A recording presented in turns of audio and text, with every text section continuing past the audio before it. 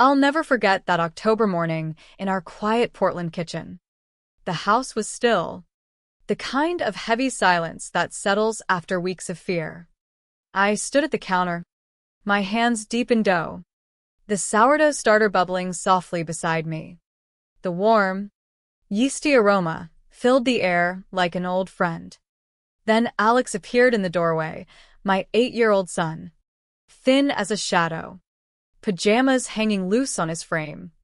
His bald head gleamed under the light, eyes sunken, but suddenly alert. "Dad," he whispered, voice barely there. "Can I have a piece of that?" My hands froze mid-need. Alex hadn't asked for food in nearly a month. Not since the chemo started.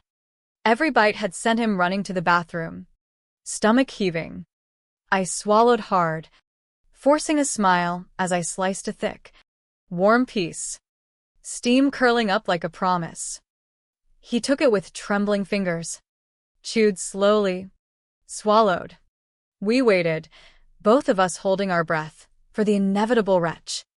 It never came. He took another bite. "It's good," he said softly. That single moment cracked something open inside me. Tears burned my eyes as I turned away. My boy was eating. For the first time since leukemia turned our world upside down. He was keeping something down. Let me take you back to how we got there. 6 months earlier, Alex was the picture of a normal kid, 3rd grade, obsessed with building massive Lego spaceships that took over the living room, dreaming of becoming an astronaut one day. He'd race around the yard with neighborhood friends, laughing until he couldn't breathe. Then the tiredness crept in. "I don't want to go to school, Dad. I'm too tired." I brushed it off at first. Kids say that all the time. But the bruises started appearing. Purple blooms on his arms and legs from the lightest bumps. My wife, Emily, a pediatric nurse, noticed first. "Marcus, look at these. This isn't normal." We took him to our pediatrician in Portland. Blood tests came back fast. The call came the same afternoon, referral to an oncologist at OHSU Dornbecher Children's Hospital. My stomach dropped like I'd missed a step on the stairs. Oncologist. Cancer doctor. Dr. Lena Ramirez met us 2 days later. She was calm, compassionate, but direct. "Alex has acute lymphoblastic leukemia, all. It's the most common childhood cancer. And for kids his age, the survival rate with proper treatment is over 90%. But treatment is intensive. 90%. Those words should have been a lifeline. Instead, all I heard was cancer. Emily cried quietly beside me.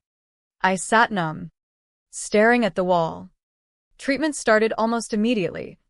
Chemotherapy phases spanning 2 to 3 years.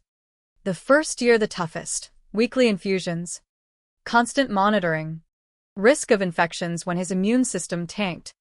The first round hit on a gray Tuesday in September.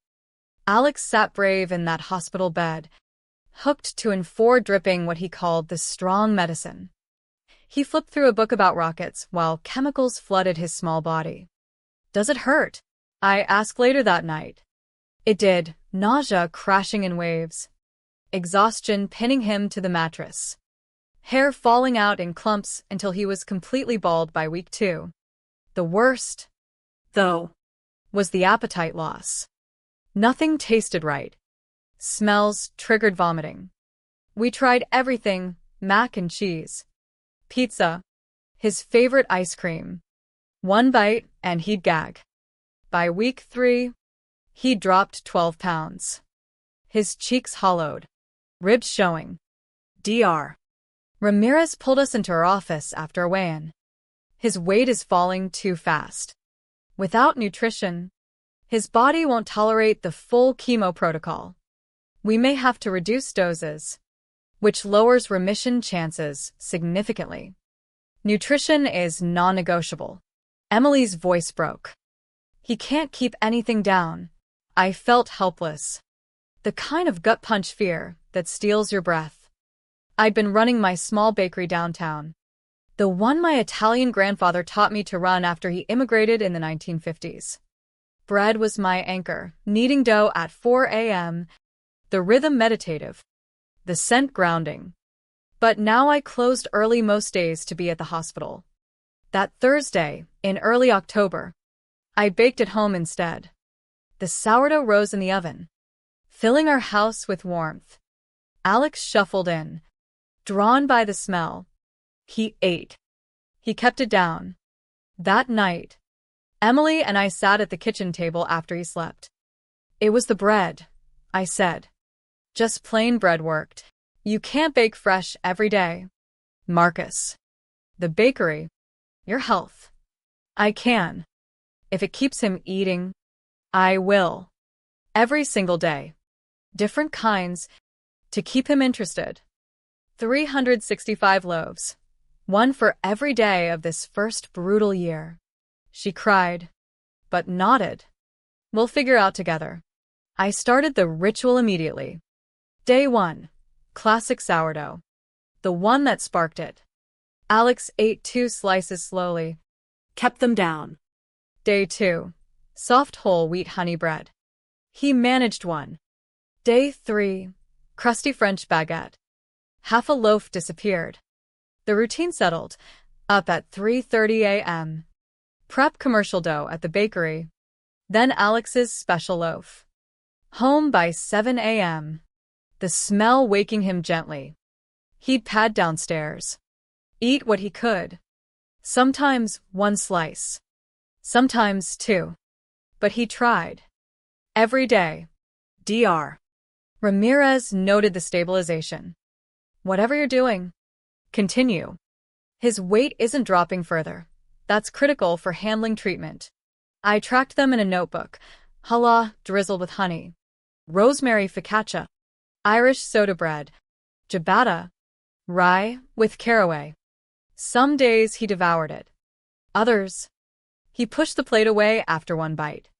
Sorry, Dad. I can't. It's okay. Buddy. You tried. Even on his worst chemo days. When nausea pinned him to bed, he attempted a bite. Because it was from me. Word spread in our tight-knit Portland community.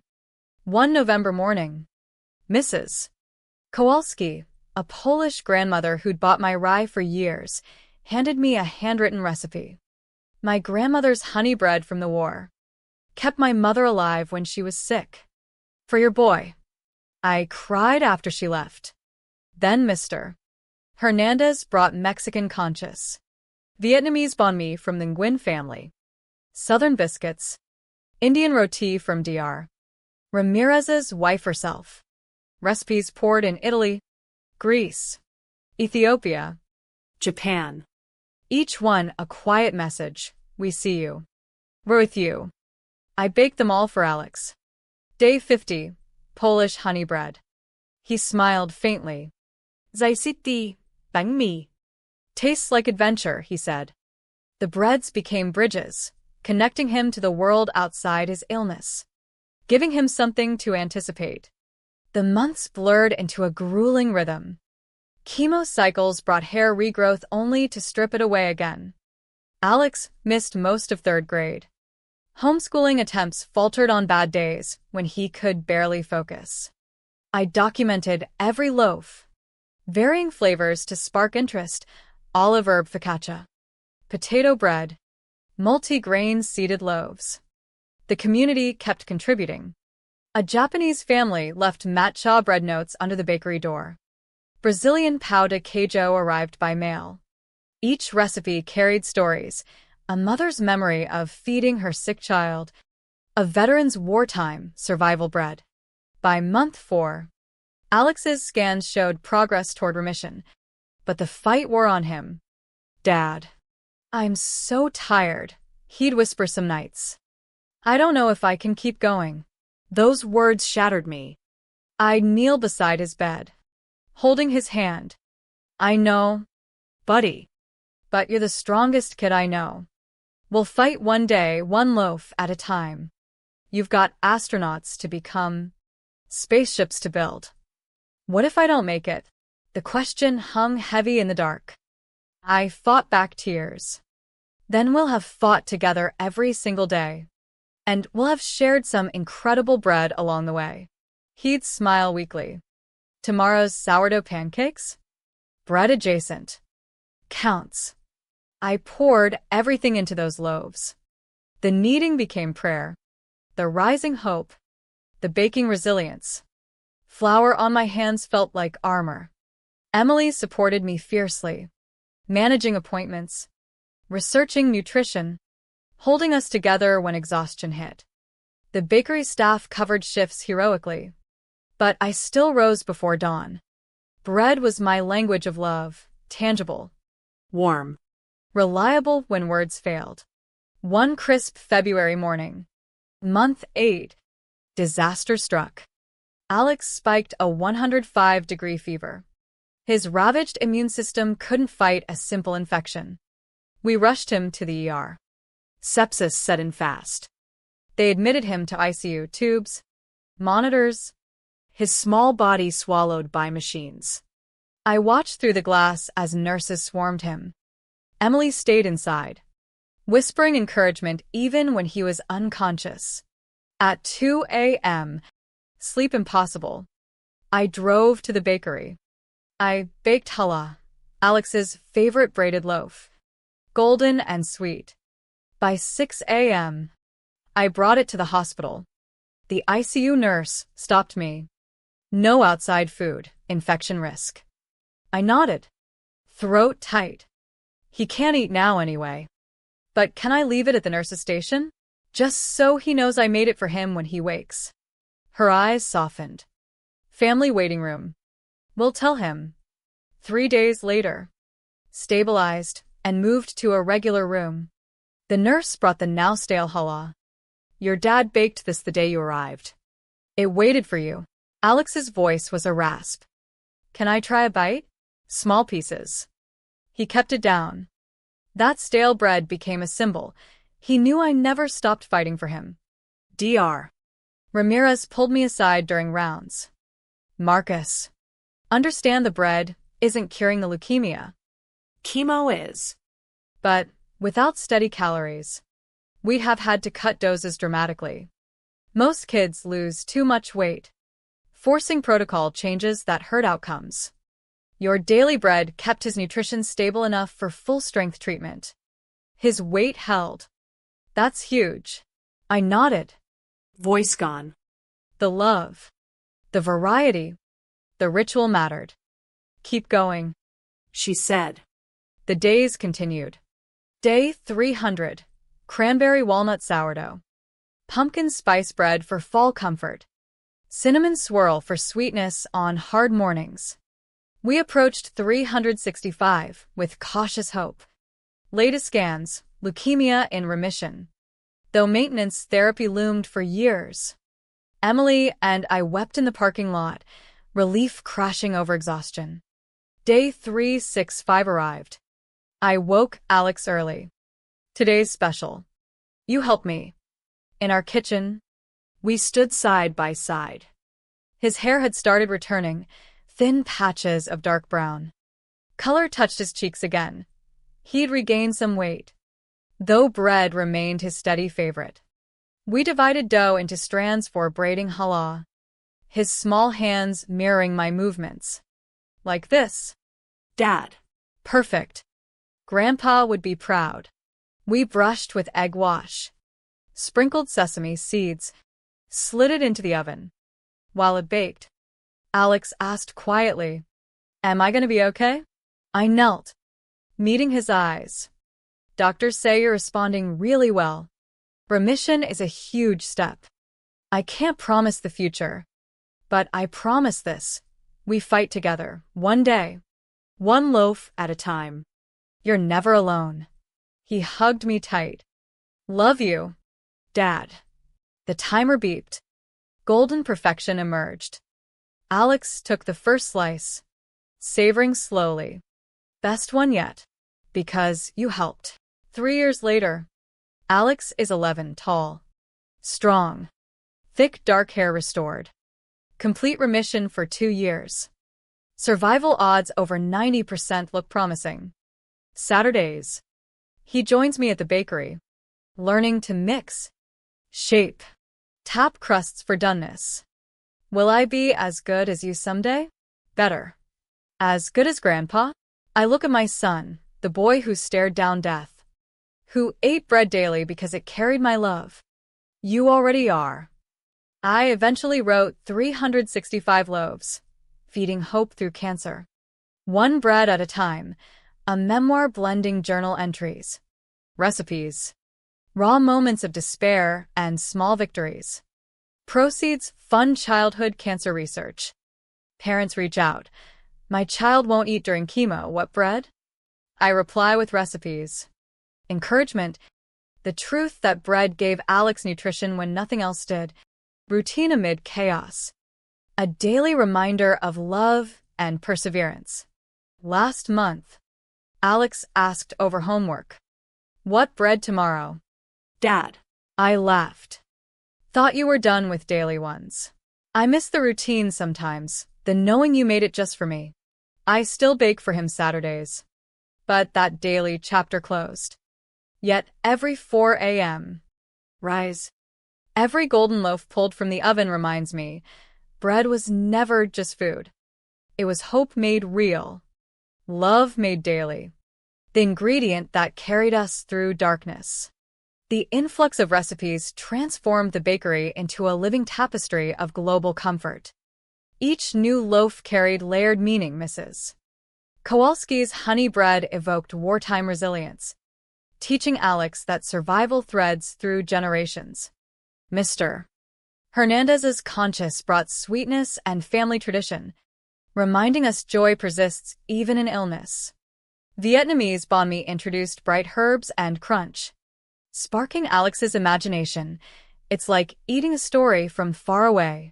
These weren't just calories, they were cultural handshakes. Proof our small community wrapped around us like dough embracing filling. Emotionally, the ritual anchored me too. Kneading released pent-up terror, each push a silent scream at the unfairness. Watching dough rise mirrored fragile hope, slow, patient, dependent on right conditions. The oven's heat felt like controlled fury against the cancer's chaos. On days Alex rejected a loaf after one bite, doubt crept in. Was I failing him? But he always tried, whispering thanks, Dad, even through nausea. That effort fueled me. Emily's nursing background proved invaluable. She monitored nutrition logs, adjusted timings around infusions, advocated fiercely with doctors. He's holding steady because of you, she'd say late nights, her hand in mine. Family dinners evolved bread-centric. Small portions, celebrating every slice, kept down as victory. One particularly low week in month 6. After a brutal round, Alex lay listless. Everything hurts inside. I sat bedside, describing the next loaf.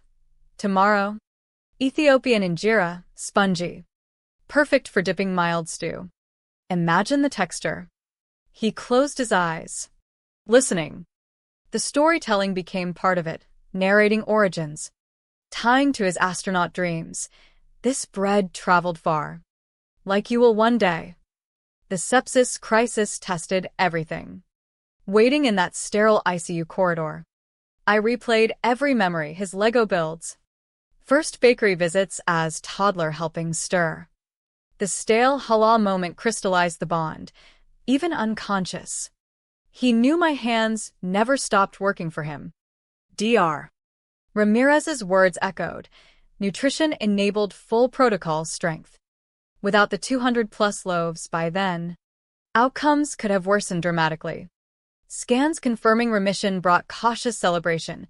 Quiet family dinner with braided challah we made together. Alex gained confidence. Returning partially to school. Lego projects expanding. The book project took shape slowly, late nights transcribing notebook entries. Testing recipes with Alex. Interviewing community contributors. It wasn't polished cookbook but honest chronicle, pages stained metaphorically with tears and flour. Proceeds already supported research grants. Incoming letters from parents worldwide reinforce the message. Simple daily acts sustain when medicine alone feels insufficient. Bread provided calories precisely when taste buds rebelled, offered control in uncontrollable circumstances, embodied unwavering parental presence. Today, As Alex grows taller and dreams bigger, I still bake at dawn.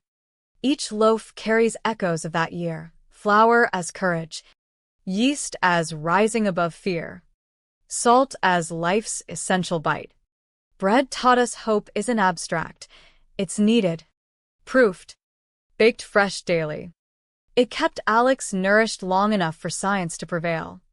It kept our family bonded when fractures threatened. In the end, I wonder, what unexpected ritual or simple creation might hold your family together in crisis? What daily act of love could become the lifeline when everything else fails? The answer often hides in the most ordinary ingredients: flour, water, time, and heart.